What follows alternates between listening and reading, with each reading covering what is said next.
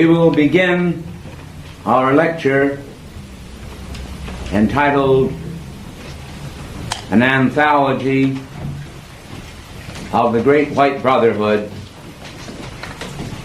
with the information involving the ancient dance that is practiced in India, involving the concept of the beginning and ending of cycles. In that dance, you'll find a concept that has come to the attention of our great scientists as theory. There are many theories involving the birth of the universe. This theory involves what we will call a point of expansion.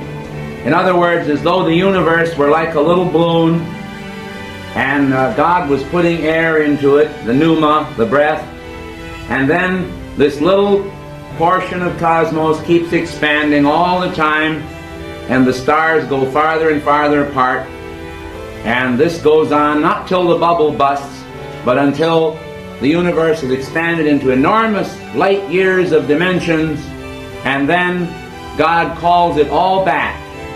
And each solar system has the planets of that system falling back into the sun.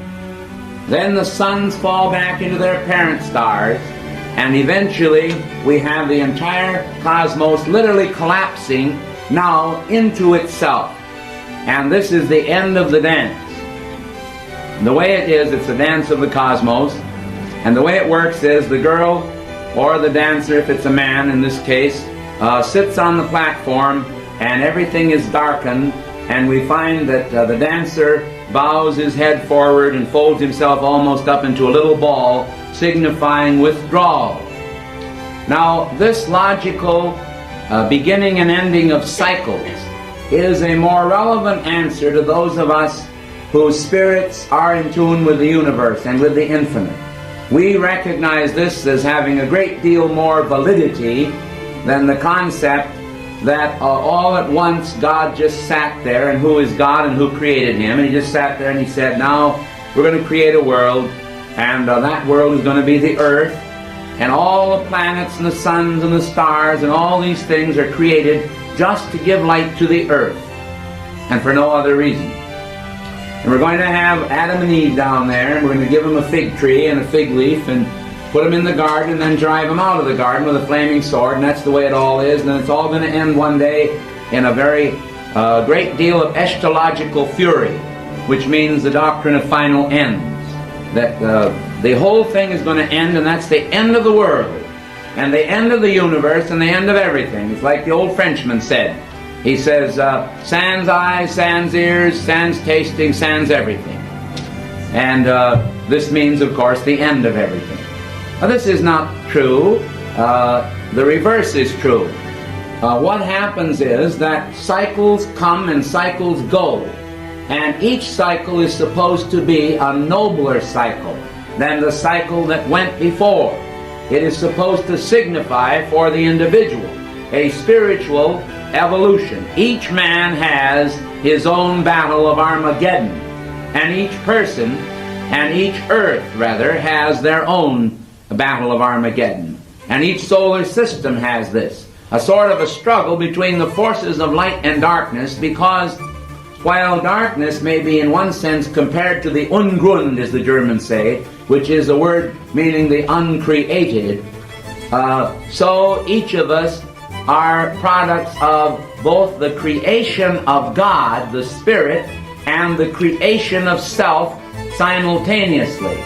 As we pointed out in previous lectures, a man has an idea, or he has a whimsy. It doesn't make any difference.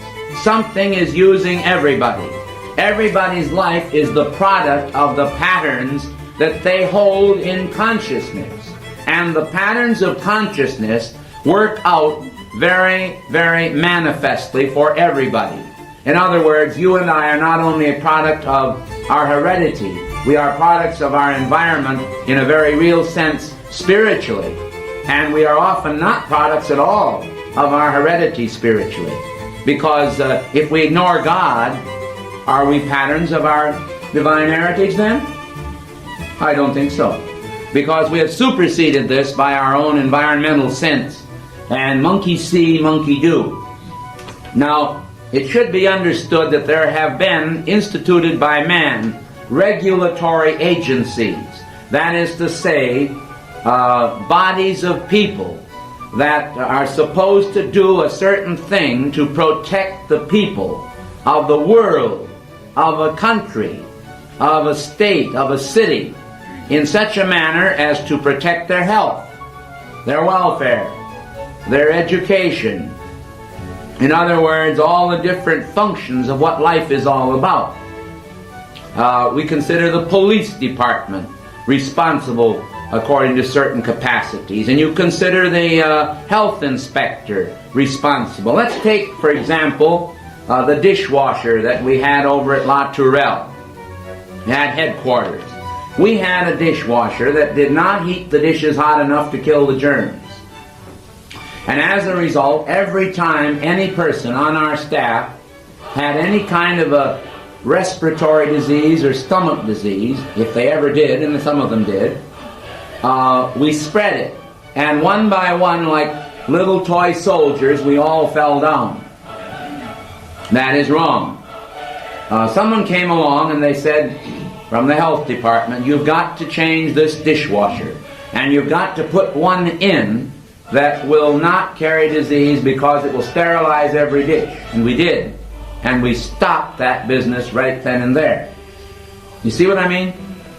Now, just as we have regulatory agencies, and agencies that are charged with specific humanitarian and benign functions in this world, so we have a regulatory agency in the cosmos known as the Great White Brotherhood. The Great White Brotherhood did not start with Madame Helena Petrovna Blavatsky or with a Theosophical Society. It did not start even back in the time of Egypt, when Amenhotep IV was under the direction of the Great White Brotherhood and acted under their direction in bringing forth at Tel El Amarna the first monotheistic religion recorded in planetary history by our modern historians. It did not start alone on ancient Atlantis, which I do remember. It did not start on ancient Lemuria alone. In one very real sense, it has been recorded in the inner archives of the Brotherhood that the seat of the Great White Brotherhood exists in the constellation known as the Pleiades. Therefore, we are dealing not with a terrestrial organization, but an extraterrestrial organization of great power and dedication to the cause of humanity. The Great White Brotherhood cannot be joined.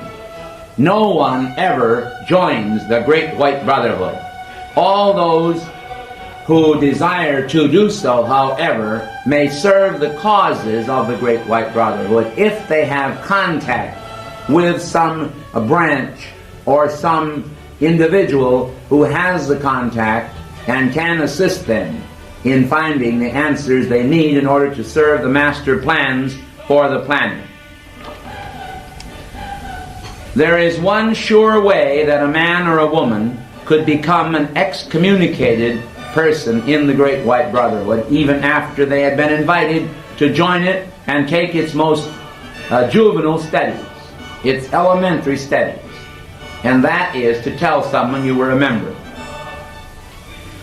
If you ever hear any human being tell you that they are a member of the Great White Brotherhood, beware. Because no one who belongs ever talks about it, even to their own wife. Nor do they talk about it to anyone. Because contact with the Great White Brotherhood is entirely inner.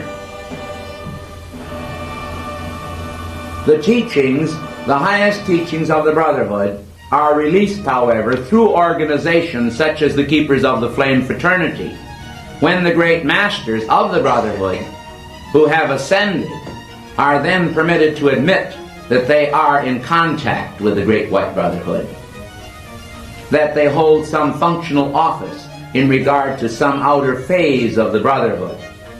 I happen to be telling you the truth because unfortunately many people today join, for example, the Masonic Lodge, the Knights of Columbus, Job's Daughters, or anything they want to join.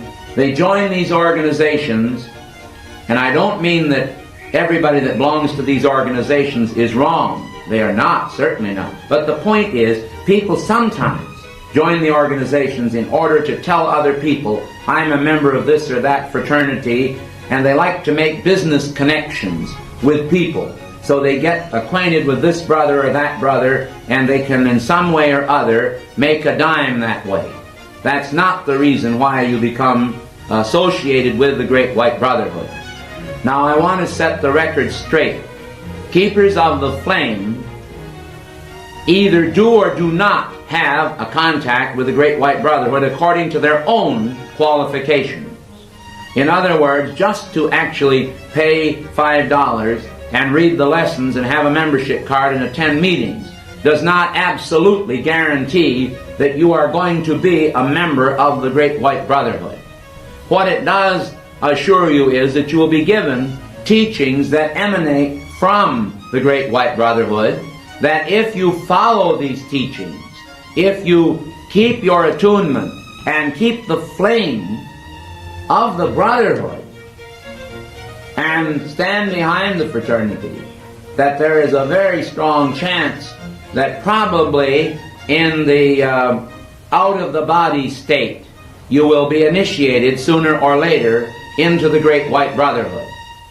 Now my reason for setting this record straight is because many people have all kinds of human notions about the fraternity and about the association of the Brotherhood. If any organization takes the name the Great White Brotherhood, or as the institution over in Colorado under a man called Doriel took the name and called itself the Brotherhood of the Great White Temple, this doesn't mean a thing. We have in our audience one of our old and faithful, valued members who answered an ad in Fate magazine for the Monastery of the Seven Rays. And when he got into it, after paying a considerable amount of money, and he started the study, he found out, in effect, that it was a voodoo organization and that it taught voodoo teachings and a lot of other things that are certainly not Christ-like and can bring a person under the spell of black magic. Fortunately, he submitted some of this material to our eyes, and we inspected it and checked it over with the masters, and we gave him this information back, and he was glad. But you know something? He knew it before he gave it to us. In other words, he picked it up that it was not correct. There are a lot of organizations in the world today that say they are connected with the Great White Brotherhood. Beware of them. We are very careful in advertising not to mislead the public into the idea that we, the Summit Lighthouse, or the Keepers of the Flame Fraternity, have an exclusive on the Great White Brotherhood. This is an error. If anyone thinks this, I want to set the record straight again today and make sure that everyone understands this. The Great White Brotherhood stands behind the teachings and behind the fraternity as long as the fraternity stands behind the tenets of the Great White Brotherhood. Does that make sense to you? And the same is true of those worthy fraternities that have existed throughout history almost, that have sought to perpetuate certain outer manifestations of the Brotherhood. For example, the Masonic traditions and the Hermetic traditions are to a very large degree parts of the techniques and teachings of the Brotherhood, which are released and were intended to be released to humanity in order to give them the necessary laws so that they could guide their lives correctly regardless of what would happen to the church. Now I want to explain to you why this is so. The moment that Elizabeth and I were given the charge to be messengers in the Summit Lighthouse activity, the dark brothers of the shadow already drew their plans as to how they would distort this activity if they could get us out of the body and terminate our lives. They already were figuring out, plotting and planning how they could twist the concepts, distort the teachings, and that is what they try to do in almost every case. The Brotherhood has a department that more or less is a Department of State.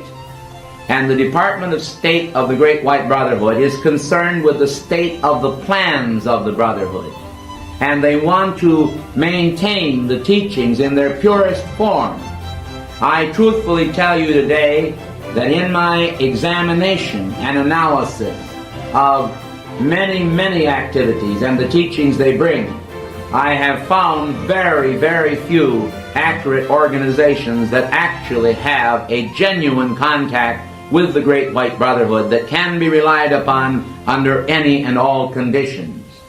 I want to point out to you that when we first came to the city of Los Angeles many years ago, that at the time we came, the city of Los Angeles was filled that morning with smog. I want to assure you that that smog was so dense and so putrid you could cut it with a knife. Yet, by the time we opened our conference that afternoon, the fog had suddenly, together with the smog, not only disappeared, but they had the bluest day, quote, that they had had in Los Angeles for many, many months. I want to point out that this phenomena has continued and persisted in almost every class of the Summit Lighthouse that we have held in any city in the United States. So much so that several of the motel owners in the city of Colorado Springs have commented to our members, and they say, "Oh, you're having a conference again. Well, we're going to have nice weather for a while." Well, the funny thing about this is that people never seem to be able to recognize the reality of the fact that something is very wonderful in Denmark, you know. In other words, they don't quite realize that there are any strange circumstances or miraculous ones taking place. They just take it for granted. Well, it's a beautiful day, isn't it? Yet, some of our members, an awful lot of our members who have traveled with us into India and all over Europe and so forth, they are very, very familiar with this phenomena, or call it what you want to. Now, I'd like to ask Dr. Isaac if he knows exactly what I'm talking about. Yes, I certainly do. And it isn't any malarkey, is it? No, it isn't. It's genuine. Now, the facts I'm trying to present to you are these, that our dictations are given from the Great White Brotherhood level in such a manner as to bring forth great cosmic truth, which we call progressive revelation. So many churches today have conceived of the idea in their own minds that God spoke to the prophet Samuel and through other great disciples, and that then all at once the New Testament was written and finis was written to all of the progressive revelation of God. In other words, God doesn't have a voice anymore to reach people because everything that ought to be written has been written. This idea, in one sense of the word, cosmically speaking, is ridiculous in toto. But when you stop to think about the position of a person's consciousness, you realize that if you're brought up a certain way and people tell you that no such thing as an airplane exists, they say there are no airplanes. Or even if they say there are no birds. And in the particular part of the country where you live there are no birds, well, you're a little boy and you grow up in that country and there's no birds and you're not looking for them, there's no airplanes. All at once an airplane comes over, what do you call it? See? So whatchamacallit? And so the idea of progressive revelation is foreign to a lot of religious people. They do not understand that the Brotherhood maintains a constant contact with the people on this planet, not through necromancy, not through systems of trance, not through systems of psychicism, not through even spiritualism, but through the recognition that the ascended Christ consciousness, the ascended Master consciousness, is a very real manifestation. In other words, the angels that spoke to the people assembled on Bethany's hill after the ascension of Jesus on that glorious day. There they were, watching as their Master suddenly rose into the air and was received by a cloud out of their sight. Beautiful. And suddenly two white-robed men stood before them and said that they should not be troubled, because this same Jesus whom you saw go into heaven will in like manner come from heaven. He had also foretold this. He said, I ascend unto my God and to your God. This then was pointing out not that he and he alone ascended, for he said, I am the way, the truth, and the life. He pointed out that all of us should have an expectancy of our ascension. And this is the culmination of man's goal-fittedness. This is why we are here. We are here so that we can ultimately triumph over all conditions that are less than perfection. The statement in the Scriptures, be ye therefore perfect, even as your Father in heaven is perfect, do not allude in any manner to human opinions about us. Someone says, oh, they're not perfect, or they are perfect, but I saw them do something wrong and therefore they're not. The perfection of God is within us. One of the greatest dangers in the universe is criticism, condemnation, and gossip, because it does not produce anything good for the person that we do it about, and it produces a great deal of harm to our own karmic pattern. So in getting back to the Great White Brotherhood, I want to explain that the ascended state is a natural state for everybody. People sometimes say, what is an ascended being? Jesus demonstrated before the public openly the beauty of the ascended state, and many have ascended since then.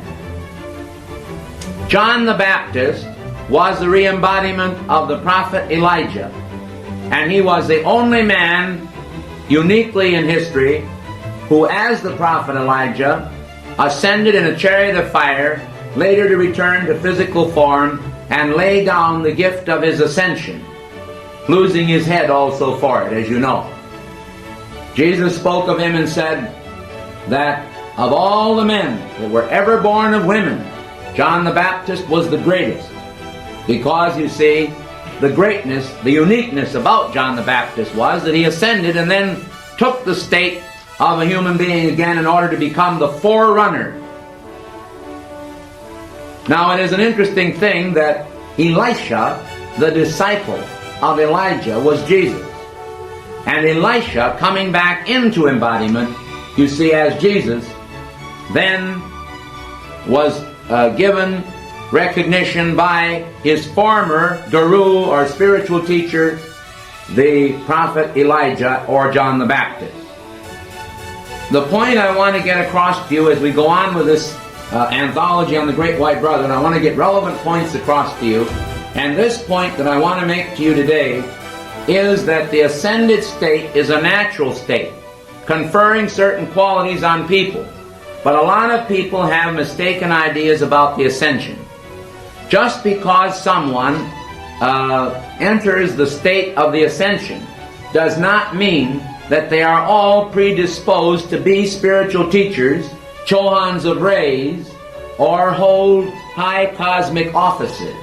There are thousands and millions of people, probably billions of people if you take other planetary systems into consideration, that abide in the ascended state with God, and many of these are not interested in teaching the people of this earth's evolutions at all. Therefore, I want to explain to you that the Great White Brotherhood has many branches. The Brotherhood has many, many branches. And among the branches of the Great White Brotherhood are departments of righteousness, departments of instruction, departments of correction. In other words, there's all kinds of departments in the Great White Brotherhood presided over by various masters, ascended masters, and so forth. Well, what does the term ascended master really mean? We talk about ascended master. We talk about the term master. There are masters unascended and there are masters ascended. What is an unascended master? Well, an unascended master is someone who, as in the case of the Master Jesus before his ascension, was far better than Mary Poppins, practically perfect. He was perfect.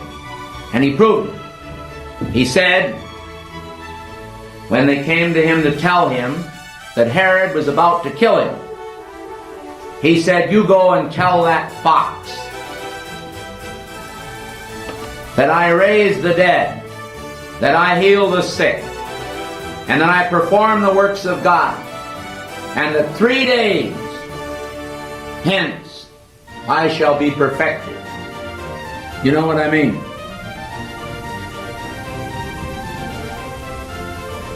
The thing you have to remember is that the perfection is always within us because we were created in the soul image.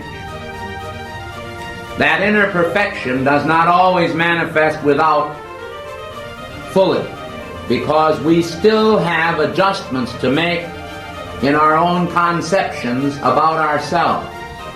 We hold ourselves sometimes in low repute. Sometimes we hold ourselves in excessive repute. All right, you have the Great White Brotherhood. They exist. They are a spiritual organization.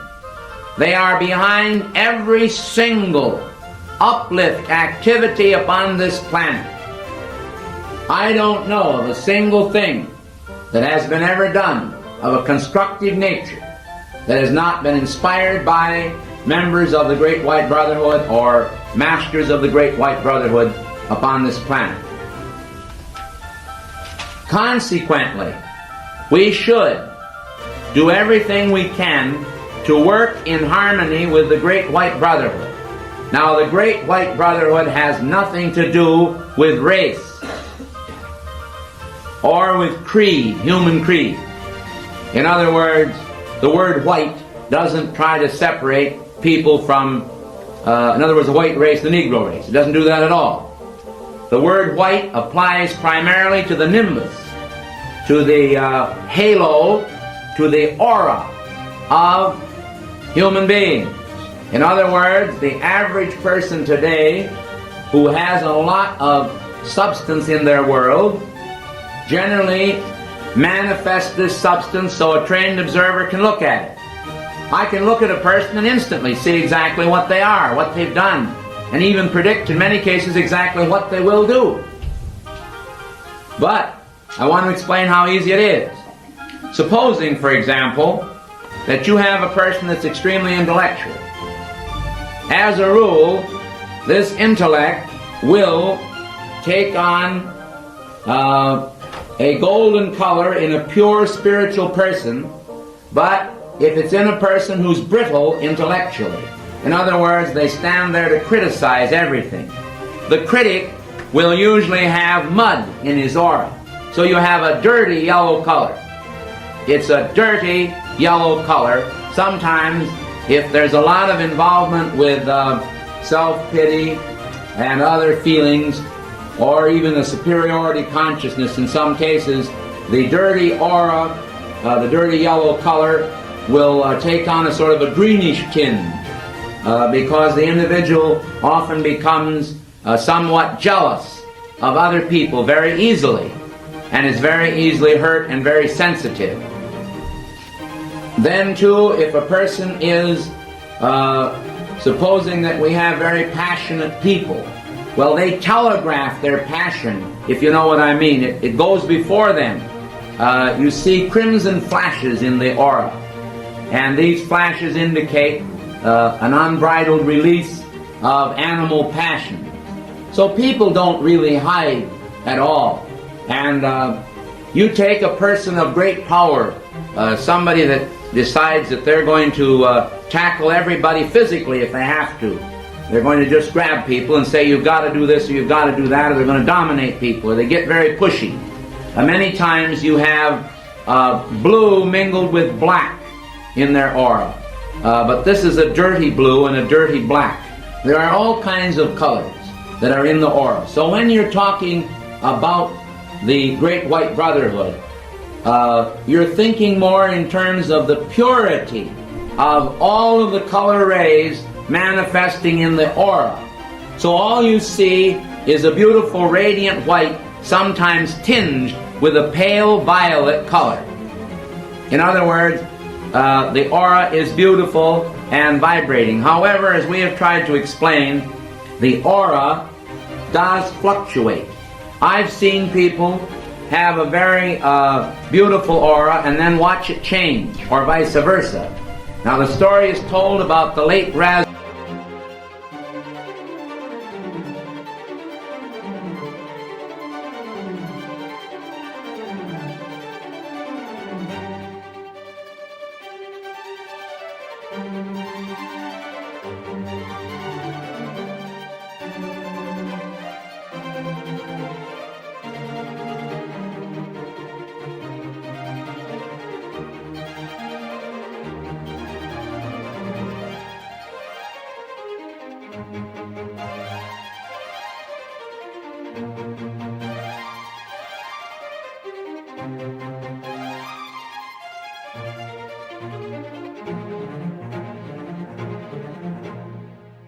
Man would look like a snake in the grass.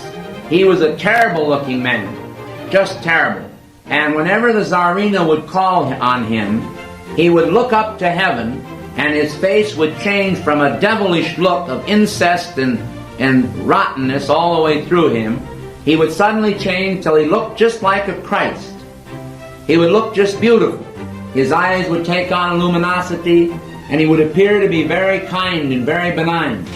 And he would gaze away into space for a few moments, and he would say to her, the boy will be all right, don't worry.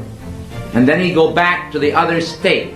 Now the reason I'm mentioning this is because people, as long as they have residual substance in them, will have to handle that residual substance. The violet transmuting flame, which has been brought forth by Saint Germain, and by our beloved Lord Zadkiel, the Archangel, and by Arcturus, and Diana, of course. All of these have brought forth the violet transmuting flame for the benefit of humanity, as a ritual of forgiveness and transmutative action. Now this was instituted by the Great White Brotherhood. The Great White Brotherhood has so many branches that it almost frightens me to even start to talk about this because of all the branches. For example, another branch is K-17's Legions. What are K-17's Legions? This is a secret service of the cosmos. And I want to assure you that God has secret service operators in this cosmic secret service under the Great White Brotherhood on this planet. You will find them not only in contact with our own Federal Bureau of Investigation, but with the French Serie and with many other organizations that are concerned with the operation of a better planetary life. The masters of the Great White Brotherhood, such as K-17, having these operators on this planet, some in the body and some out of the body, get periodic reports, and the reports are laid before the councils of the Great White Brotherhood. A lot of people think that a terrible storm, an earthquake, fire or flood, or something that actually wipes out thousands of people is always a simple act, that just happens that way. In many cases, it is a return of karma to a certain area. Now, I've told some of you of my own experience as an operator under K-17 before I was a messenger. and I would like to explain a little more of this to you. Here in America, I believe living in Los Angeles at times, is a man known to you as, oh heavens, I had his name 1 second ago, Alfred Hitchcock. Alfred Hitchcock, as well as Orson Welles, are both black magicians. Both of them are black magicians. I happen to know this to be true. Alfred Hitchcock is probably worse than Orson Welles. Orson Welles was responsible for the death of people in his expose on the radio of the War of the Worlds many years back. And Alfred Hitchcock, through his psychodrama and some of the writings of horror that he has written, has stirred up tremendous and macabre spirits in people, that where people are already misguided, they sometimes go into the sin of mayhem and other types of carnal acts just because they pick up the vibratory action that he paints in his writings and in his movies. Now, in the case I'm about to tell you, it was in the state of Wisconsin. There was a man there by the name of Edward Gein. And Edward Gein was unbalanced and insane, but his townspeople did not know it. He, for many, many years, as far as we know, was carrying on a very bad activity of robbing the graves of corpses and then dissecting them. This, of course, was bad enough, but after his mother died, he became very disturbed, and he more or less, in an amateurish manner, I believe, embalmed her and propped her up in a room there where he could look at her. Then Mr. Gein proceeded to butcher any number of women and hang their bodies up, head downward, in a building and drive them out and dried organs of their body out. And he placed these on rocking chairs and everywhere in the room in the most bizarre manner. Now all of this was very distasteful to the hierarchy. It was known, of course.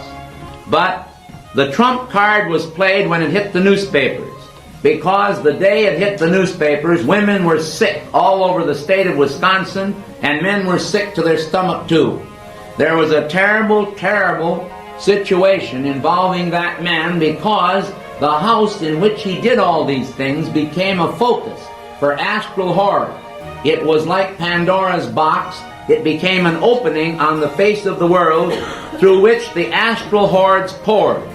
And because the attention of the people was put on the horror involved in all of this, it became a colossal and frightful manifestation which the Brotherhood wanted to seal and they wanted to heal.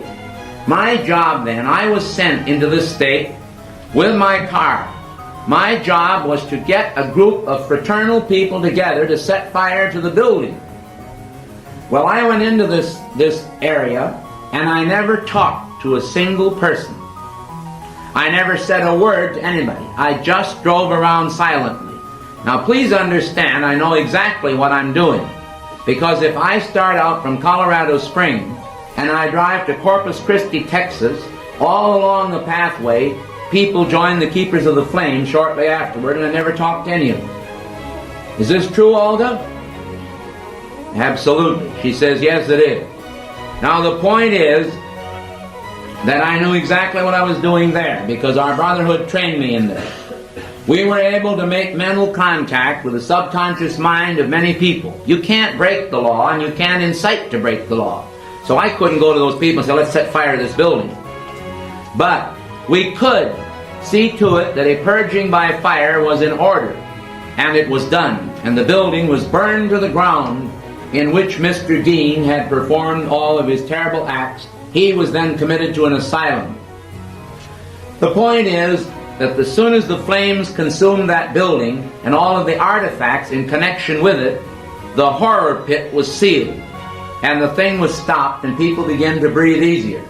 Now those who understand the inner workings of this will realize that this planet is a shadowed planet because there are forces operating on it that are anti-God, anti-Christ, anti-divine. These forces lead many people into strange and devious ways that are a far cry from the reality of Almighty God. And the Great White Brotherhood is always ready to stand guard.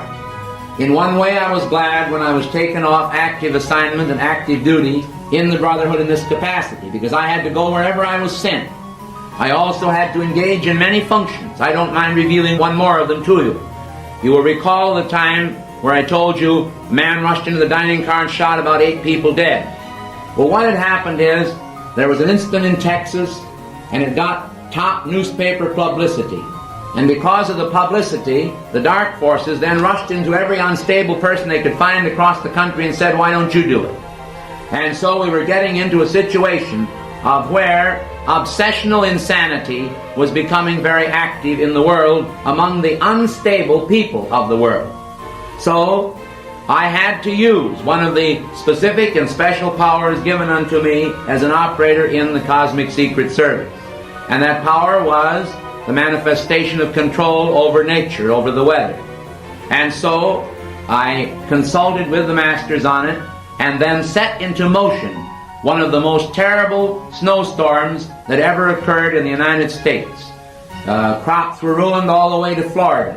It was a terrible devastation, but it was a necessary one.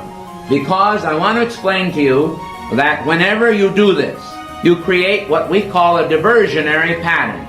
And the diversionary pattern takes the attention of these people off of the horror and to the business of simple survival.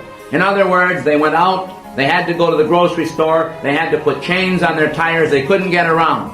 They had to be careful, they had to put their attention on their furnaces, which acted up. A lot of people's furnaces acted up. They had trouble because, people weren't expecting this sudden storm. And all of this attention, you see, becomes a preoccupation that takes their mind off the horror they've been reading about, and by the time they've finished the business of fighting the elements, why then you see things return to normal in their own life, and the dark forces are not able to start once again to activate them in the wrong way. I can guarantee to you that every time the newspapers carry a report of a rape, that there are many, many unstable emotional people who decide, if George can do it, I will.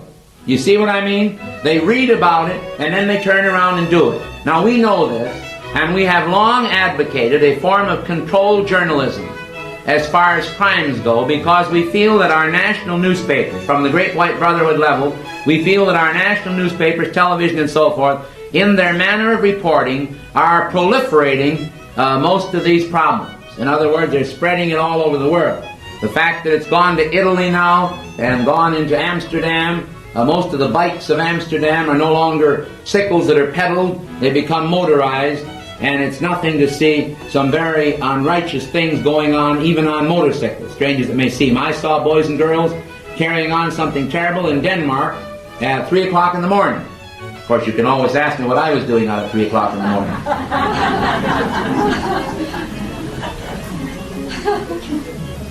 But getting back to the Great White Brotherhood, and by the way, they do have a sense of humor, don't get me wrong. We may as well have a sense of humor about these things, because the world is a very tense place. People seek a religious outlet. They want to know the truth of Christ.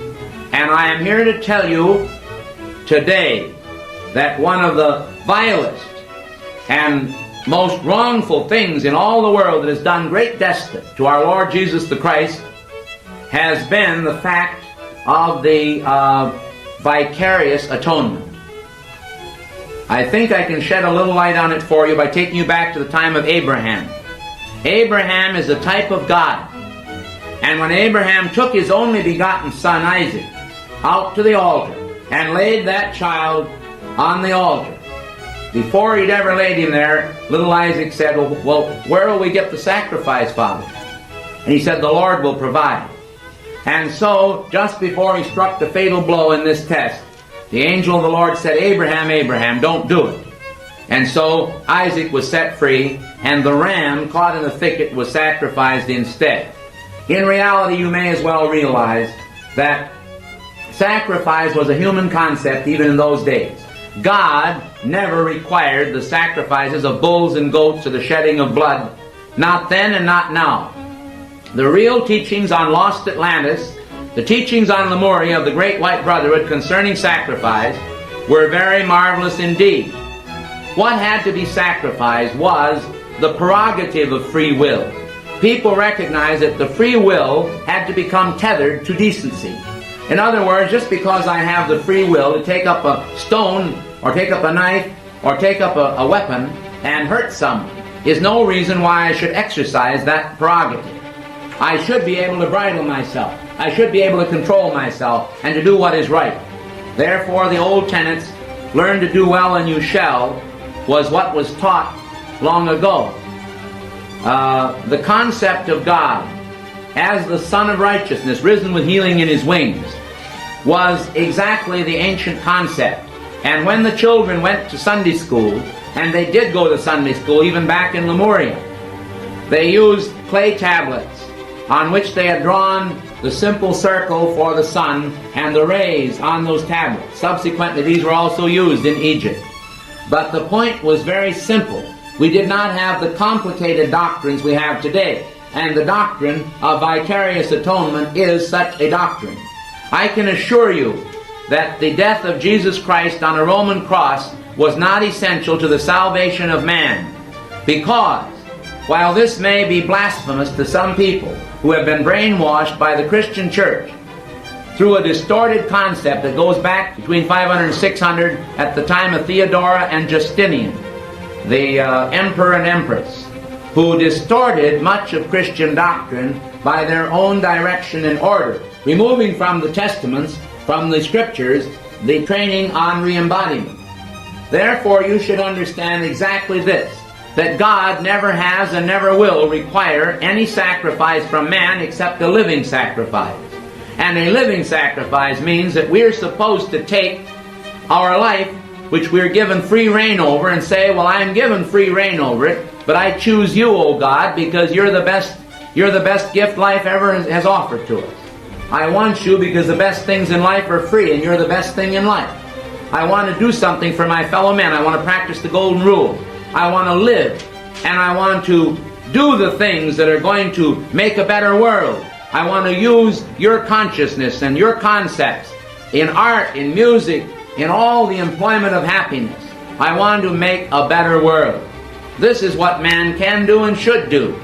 The idea that God made a sort of a gambit out of the body of one of the ascended masters, namely His own Son, beloved Jesus, that God said, you've got to put Him up on a bloody Roman cross and stick Him up there in order to appease my wrath, is one of the most horrible and hideous concepts that has ever been brought out in the history of this planet. It's almost as pagan as what took place when the little girls used to come to the edge of the abyss in South America over the volcano, and they'd stand there on the sacrificial altar, and someone would take a knife and cut their beating heart right out and hold the beating heart out, and then push their body and the heart and all over the abyss and say, now God's wrath will be appeased. Why, God is not appeased in this manner. The whole idea of following me in the regeneration, the whole idea of the vicarious atonement does not apply to that particular specific of offering yourself to appease God's wrath. Instead of that, people are supposed to offer their life to God. That's what Jesus did. He said, I come to do thy will, O God. And He loved God with all His heart and with all of His being, with everything that He stood for, with everything that He was. The idea of an angry God sitting up here and seeking to destroy humanity and then having Him appeased is ridiculous. Now I'll show you why. Because when Adam and Eve sinned, according to the concepts most people have, death passed on the human race because of the sin of Adam and Eve. Is that right or wrong? That's right. Okay. Now then, when Jesus hung on the cross, according to Christian doctrine, the minute He gave up the ghost, everybody should have been free from the sin of Adam and therefore free from death, and they never should have died again. Right or wrong? If you're going to take that concept. And that is that plain. It's so plain. And yet I can tell you that there are people in this world who wouldn't listen to one single word of what I'm saying. They would consider it the height of blasphemy. Why? Because they have closed their mind already to the facts. And this is how the devil has blinded their minds with darkness. Because the beauty of God, the beauty of Christ is in His life, not in His death. His death was very unfortunate. His death should not have happened in many ways. But it was a demonstration of the victory of the Son of God over death. And that was all right, you see. He knew that this would happen. That, to me, is the most significant and wonderful thing that took place, is the fact that He triumphed over death. Therefore, we will too.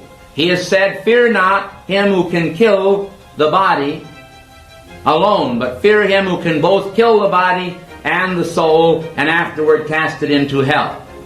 Now, I have thought long upon this subject as a child. I used to ponder and wonder just what was really going to happen, you see, to my own life. I said to myself, well, did God create me with this mind? Did He give me this consciousness? Did He reveal all these things He's shown unto me? And then is He going to put me into the grave? And I realized how very beautiful Jesus' statement was, thou wilt not leave my soul in hell, nor suffer thine Holy One to see corruption. Do you see what I mean? Do you understand? Thou wilt not leave my soul in hell. I realize now that God is not intending that any of us should perish. He said, that as Jesus said, I am come that ye might have life, and that more abundantly. That abundant life is not in the sacrifice of the Master alone, but in our ratification of the reality of that sacrifice by also presenting our bodies a living sacrifice, holy and acceptable unto God, which St. Paul tells us is our reasonable service. Now, I can tell you that St. Paul was a member of the Great White Brotherhood. I can tell you that most of the apostles were or later became members of the Brotherhood. I can tell you today that Jesus was embodied as Joseph, the idle dreamer, in the land of Egypt long ago. He who had the coat of many colors. I can tell you honestly that the 12 disciples of Jesus were then embodied with Him as the 12 sons of Jacob. I can tell you truthfully that they sold Him into Egyptian bondage, and that what happened to Him then was that He found favor at the court of Pharaoh. And as you know, great deliverance came to the people of Israel through His hand. Yet we find Him much later, now manifesting as Jesus, and speaking one single word to these men who were tax collectors and fishermen and had different tasks. And can you imagine a man going up to somebody today that had a job and saying to them, you follow me? And they're just jumping up right on the spot and saying, okay, here we go. Well, that's what Jesus did, because He had the magnetism and the contact with those people. They already knew Him, they were His brothers in the past, and they became the 12 sons of Jacob and the 12 disciples. You have to understand how this works. It's a matter of the panoply of God. I realize this is a bit deep, but it's part of the Great White Brotherhood teachings to reveal to humanity that the sacrifice must always be the human. But Jesus, in His death, showed that the divine was also sacrificing. Do you see what I mean? In other words, this great flaming divine spirit came down and showed that He was sacrificing. Because God, in effect, is in every one of you. And as long as you live, everything you do, you are carrying God with you. And if you do wrong, you're carrying God with you. And you're imprisoning God's divine energy in your flesh. You see what I mean? He is crucified in you. And that is what St. Paul meant when he said, they crucify Him afresh and put Him to an open shame. How many people today in this world continually do things that are shameful in the eyes of God? Isn't that putting Him to open shame before the eyes of men? Isn't that denying Him before men? Well, won't he deny them then before his Father? In other words, we are all sons of God. Yet it doth not yet appear what we shall be. But when he shall appear, we shall be like him, for we shall see him as he is. That's what is important. Jesus was a member of the Great White Brotherhood. I know of no master in all the Brotherhood that has ever dictated in this organization, that has ever given a dictation. Not one master that is not a member of the Great White Brotherhood. Yes, there are many, many members of the Great White Brotherhood on this earth. There are people that are members and don't know it. I want to explain this. You may be a member of the Great White Brotherhood at inner levels and not know it at all at outer levels. Now, isn't that interesting? In other words, your soul, as the Egyptians said, the ka. In other words, this may go out of your body at night, and you may attend one of the great conclaves of the Brotherhood in one of the temples of light. And you can do this for 20 to 30 years and never have any consciousness of it outwardly at all. You know what? All at once, you may get snatches of it. But you may have many mornings you wake up and you say, gee, I feel wonderful this morning. I feel so good and so happy. I don't know why I feel so happy, but I feel good. Because you've been to a great conclave, a holy conclave the night before, out of the body. Well, somebody will say, well, if I don't know it consciously, what good does it do me? You are a living soul. You're not just flesh and bones. You're a living soul, and the soul knows. And the soul is what knows the karmic pattern. So the Great White Brotherhood is really a wonderful organization that protects humanity. It releases the perfection of God to humanity. All the archangels are members of the Great White Brotherhood. All the Elohim are members. They're all members, every one of them. And this is not a club. It isn't like belonging to the yacht club. The Great White Brotherhood has tremendous power. Elijah the prophet was a member of the Brotherhood. Why, when you're in the Brotherhood, you can pray, and you get almost an immediate answer of as many thousand angels as you need. And the angels are organized in military legions. Now I'm telling you, and I mean it, they are organized in military legions. And they have swords. And they're swords of light. I want to tell you what happened one time. I was speaking in New York City. And there was a young man there who was a paid hireling. The woman who owned the sanctuary, lock, stock, and barrel, she was a millionaire in New York. She had an organ in there, and she paid a man who didn't like my dictations, who didn't like me, and who had no use for the activity. And that man was playing the organ. And he did something against Master Moria. And I've tried so hard to remember just what it was, but I forget those things quickly. And you know what happened? Moria was dictating. And all at once, and it scared almost the liver out of me, El Moria turned, and he swept my hand right over, and he pointed at that man. And he told him what he'd done against the light, so don't ever for 1 minute think that the masters don't have power. They have plenty of power. If some Indian faker coming over who has learned a few little yogic tricks can break a man's jaw, as one yogi told me he did, then I assure you that the masters of the Brotherhood can do a great deal more. Don't sell them short. Try to find out more about them. We don't hide the information or the knowledge. It's here. But you know what? A lot of people like to come in and test what we have to say. And you know how they test it? By their knowledge. Isn't that wonderful? They test it by their knowledge. Somebody decides that because they've been told all their life that Jesus died for their sins, and I didn't say he didn't, but they have to live for Jesus. You can't just ride on the idea that he died for your sin.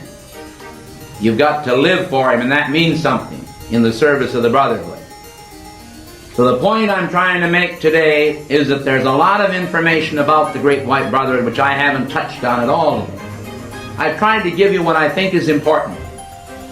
And I hope that you have gotten something out of it. Oh, there's so much more. I could talk for 8 hours on the Brotherhood. Who said don't? All right, I'll stop right now. Thank you, and I'll see you at 8 o'clock tonight. Please let me out first. God bless you.